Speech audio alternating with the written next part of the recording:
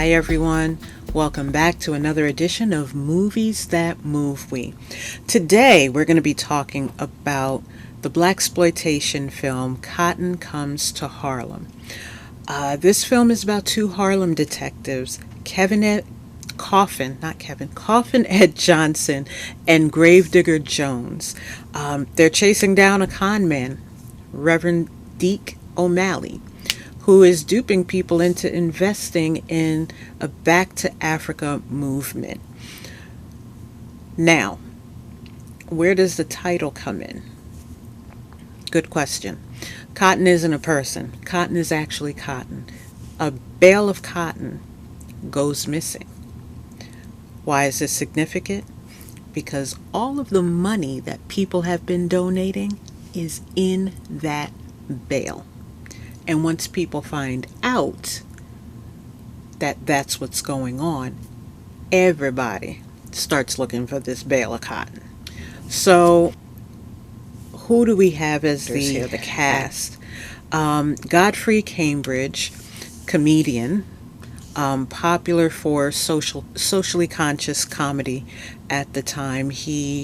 Some of his counterparts were Nipsey Russell and Bill Cosby. He's been seen in films like Watermelon Man and The President's Analyst. His partner, Coffin Ed Johnson, is played by Raymond St. Jacques. I think I'm saying the last name right. I'm apologizing if I butchered it. He was in Come Back Charleston Blue and They Live. Reverend Deke O'Malley, absolute character. We're going to talk about him in a minute. He was played by Kevin Lockhart, who was in some of the more popular blaxploitation films, Uptown Saturday Night and Let's Do It Again. He was also in Coming to America, the first one. Judy Pace. She is Reverend Deke's love interest. She plays the role of Iris Brown. She was in the film Brian's Song and the television series The Young Lawyers. Face you will absolutely know on sight. Red Fox. He played the role of Uncle Bud, who happened to be the junk man. Yeah, he owned a junkyard. Sound familiar? Yeah. Red Fox also played Fred G. Sanford on the TV series Sanford and Son. And we also have Mabel. I was surprised to see her in the film. Again, this is my first time seeing the film, so I didn't know what to expect when I watched it. But Mabel Robinson played the role of Mabel. She played in the film The Wiz. If you grew up in the late 80s, you saw her in 227. I think her name was Rose, either Rose or Ruth, in the television series. And she was the neighbor who was always sitting in the window watching everything that was going on and carrying on the gossip. That's your cast. Now, this is satire. This is social commentary, which is really what blaxploitation films are about. But let's dig down a little bit deeper into the story. You have the theme of community versus the con man. Reverend O'Malley, like I said, he is doing this Back to Africa movement, and he's sold people on the idea, and he's collected the money, and he's promising them soon, very soon. But he's built this image. I mean, he comes riding through the neighborhood in a caravan, and he's standing in the back of a convertible, and he has on this long shiny cape, and everyone's running behind him, Reverend O'Malley, and he's just taking it all in while he's taking in all of their money. And when they find out he's a fraud, yeah, they're looking for that bale of hay with their money. Yeah. There's a scene where he comes into town. It's early in the film. He comes into town, and there's a group of people behind him, and they're carrying these trays and walking through, and everyone is on the sidelines and they're cheering. And when they get to their final destination in front of the church, that's when they reveal that what they were carrying is food. And so, again, he's making himself the hero of the community while he has his hand in their pockets. So they're appreciating him, showing him all this love. And, they have all of this faith in him, but he's manipulating them. And Ossie Davis is making the point of, how easily hope and hustle intertwine in post civil rights America. Everyone was looking for something. It's like we have this freedom, and now we want to do something with it, and we tired of this place, so hey, we're going back to the motherland. It sounds like a great idea, and you want to believe that this person is capable of doing it. While O'Malley is confident, you have Gravedigger and Coffin who are like, all of those people are deceived, but we know a fraud when we see one. Okay? There is one scene where there's a confrontation in front of the police station. And basically what's happened is they've arrested the pastor, the good pastor. And the folks outside are upset about it. Free Pookie is basically what's going on. And the captain comes out and he's like, you guys got to control the crowd. Now, mind you, it's the captain. Captain is a white guy. He's constantly threatening their jobs. They're kind of like, whatever, man. You know we got this. But when the crowd gathers outside of the police station demanding that Reverend Deke be free, the captain turns to them and says, you got to control this crowd. Get them out of here. Basically, I don't know how to talk to them. You do. Go handle that.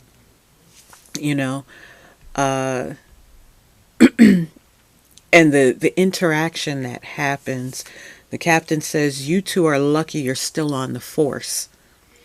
And Gravedigger says, we're not lucky, we're good. Okay? So, this is important because, and it's taking me back to Sidney Poitier in The Heat of the Night. They, in that film, they said it out loud. When the captain slapped Sidney Poitier and he didn't miss a beat and he popped him right back. This is kind of the same thing. Not as, but it's them saying, you know what, I got this. It's them saying, they have self-respect. They're not going to be spoken down to, which again is pretty much like Heat of the Night. You're not going to smack me and think you're not going to get slapped back. And in the same way, these guys are just affirming, I'm not here because you let me be here. I'm here because I'm qualified. And I'll let you consider how that's relevant in 2025. We can have that discussion in the comments. One of the other themes of the film is race and economics. Cotton is a character in this film, and it's an important character, and it represents the the reminder that even in a space where there's progress happening, again, this is post civil rights, progress is happening. People are buying homes, people are getting, I'm going to say specifically, office type positions. They're getting professional positions instead of being relegated to labor type roles. There's change happening. And it's that whole metaphor that it's like, as much as things have changed, they really have not. They really have not. And there are a number of moments like this throughout the film. You have Uncle Bud. He gets a hold of the cotton. He tries to sell a valuable clue, which is a little bit of cotton, but they don't realize, he didn't realize that the money was in it. And then when he realized that it was, I'm not going to tell you that part. We have to talk about Iris, played by Judy Pace. She knows what he's up to. And in the beginning of the film, you realize that she's going to be loyal to him as long as she knows that she's going to get her cut. And if she doesn't get money in hand, at least she gets the benefit of the money. She uses her feminine power. Remember, during this time, 1970, women still did not fully have their rights. Okay? If they had money, a man's name had to be on their bank account. They couldn't get a credit card. They had to be added onto a man's account. Husband, father, whomever. Somebody had to be taking care of them. And so, even in this space where the woman's role was, for the time, they didn't realize, I'm not going to say they didn't realize, the woman's role was kind of diminished. She wasn't seen as an equal to a man as far as earning and providing and things like that.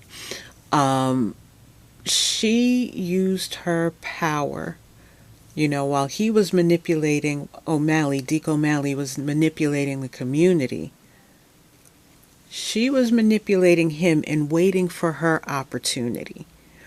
And she did get it. You got to watch to find out how. There is a moment where she seduces O'Malley. And she thinks the money's in the suitcase. And he says, "Baby, don't you trust me?" And she said, "Trust you? I learned from the best." She's telling him up front, no, I'm learning how to con just like you, or I've learned how to con from you. She is moving through the world on her own terms. So let me put this question to you. I see it as her taking things on her own terms, but do you think she's reclaiming autonomy, or is she just trying to survive in this man's hustle? Share your thoughts below. Tell me what you think about that. Let's talk a little bit more about Ossie Davis. He was actor, director, activist. The films that he did, all of them, that he was making statements with his films. One of my favorite, and maybe we'll get to do this one before the year is over, excuse me, is Pearly Victorious. It's on stage. I think it's on stage now. I don't know if Leslie Odom is still playing the role, but when the play opened most recently, he was playing the lead role of Pearlie Victorious, which is who Ossie Davis played in the film. I believe he wrote that film. Not the play, the film. He and his wife had the lead roles. The title of the movie was Gone Are the Days. Not the same as the play, but if you look up Pearlie Victorious, you'll find the movie. He, as I mentioned before, wrote, this was his directorial debut. He wrote the screenplay for this film. And he bumped it up. The book about these two officers was written in the 30s, I believe, and that's when the story takes place in the original text. He bumped it up to the 70s, which is kind of interesting because you would think that some of these themes would be irrelevant, but they were just as irrelevant in 1970 as they were in 1930, which is kind of interesting. Let me know in your thoughts. In the comments section, do you think this film is still relevant today? Tell me why. What's relevant? What's changed? What hasn't? Just a little more about blaxploitation. The genre itself only lasted about 5 years. From 1970 to about 1975, that was the height of blaxploitation. There were more than 200 blaxploitation films produced during that time, made and produced during that time. And one of the things, it was kind of a 50-50 thing. Blaxploitation was not a compliment. The exploitation part should tell you that. The term was coined by Junius Griffin, and he was the president of the Beverly Hills chapter of the NAACP. He was concerned about the messaging, as many other NAACP leaders were. That here it is, you have characters who were in the crime world, the drinking, doing drugs, the sex. Oops, I said the word. Anyway, all of that stuff, it was like, we don't want to frame black people this way. We just finished fighting the fight of our lives so we can get some freedoms and be respected. And now we have these films that aren't necessarily framing us in the best light. On the flip side of that, the writers, directors, producers of early blaxploitation films were holding up a mirror and saying, yeah, we made it through the civil rights period, but now we have some stuff that we really got to fix. And these are what the things are. The drugs, the crime, the SECKS. All of those things were still relevant. Also, part of what these movies did were you saw people, even in the middle of hardship, becoming empowered, taking charge of their life, taking charge of their community, which is kind of what you see with Gravedigger and Coffin. They may not be the favorite members of the community, but they're known, they're respected, they're professionals. And they are doing the policing, not white men, which at that time wasn't necessarily popular to see in films. You tell me other than In the Heat of the Night with Sidney Poitier, tell me another film before 1970 where you saw black cops taking charge, not being told what to do, but taking charge. Leave that in the comments if you find it. You had, like I said, black men and women. Pam Grier was real popular at the time. She was the original strong black woman. Okay. There were genres all the way across. Where it started to fall apart is when the film industry, the white-owned film industry, said, wait a minute, black people are coming out to see this? You mean there's money in this? All right, let's make some of their own. And that's when the genre ended. Once, we weren't telling our own stories, it was no longer interesting. But it's great that we still have these movies to look back on, because within the genre you have action, you got comedy, you have horror. You guys remember us talking about Blackula? So we kind of wove ourselves into some of the popular genres, and we told it from our perspective.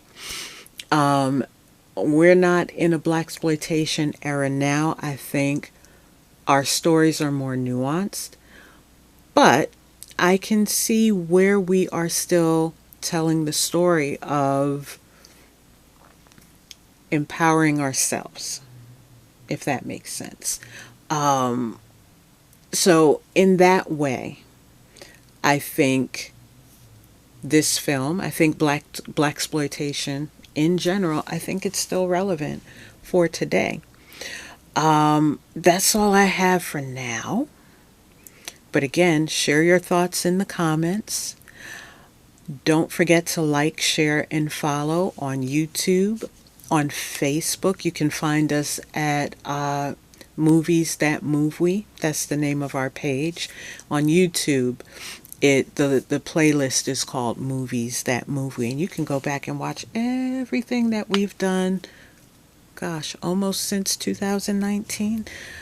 But yeah, you can go check that out, and check out some of the other blaxploitation films that we did. We did Blackula, and we did Coffee. Take a look at the commentary there and tell us what you thought. Okay? All right. Well, it was good to be here again, and we'll see you next month. All right? Bye.